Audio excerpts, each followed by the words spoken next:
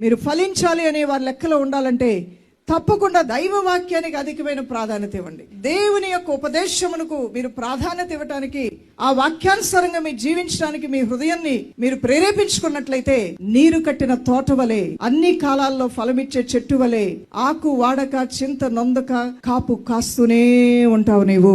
అవును, నీ యొక్క ఫలాల్ని ఎవ్వరూ దొంగిలించలేరు. అహరోను కర్ర చిగురించినట్లుగా నీ జీవితంలో ఎప్పుడు చిగురిస్తూనే ఉంటావు. ఎండిపోయిన స్థితి వస్తున్నప్పటికీ నీ సహవాసం నీ దేవునితో కాబట్టి నీ దేవుడు నిన్ను చిగురింపజేస్తూనే ఉంటాడు. ఈ రోజున నా నది ఎండిపోయింది అంటున్నావా? నా బావిలో నీరు ఎండిపోయాయంటున్నావా? నా వ్యాపారంలో నేను వెనకబడిపోయానంటున్నావా? నేను ఫలించాలమ్మా, నేను అన్ని విషయాల్లో దీవించబడాలి, నా కుటుంబం దీవించబడాలి, నా పిల్లలు దీవించబడాలి, గర్భఫలం కావాలి, వివాహాలు అవ్వాలి, నిష్ప్రయోజనకరమైందని నా కుటుంబం ఉండకూడదు, ప్రయోజనకరమైన స్థితిలోనికి నా ఇల్లు లేవనెత్తబడాలి, ఏ బంధకాల్లో నా ఇల్లు ఉన్నా, ఆవేదంతో కూడిన అవమానంతో కూడిన స్థితి నా ఇంట్లో ఉన్నా, నా జీవితంలో నాకు అసమాధానం అశాంతి ఉందంటున్నావా? దిగులు పడవద్దు. నీ స్థితిగతుల్ని ఆ సర్వశక్తిగల దేవుడు మార్చబోతూ ఉన్నాడు. దేవుని మాటల్ని హృదయంలోకి తీసుకురండి. దైవజనుడి ద్వారా మాట్లాడే మాటల్ని మీ హృదయంలో భద్రపరచుకోండి.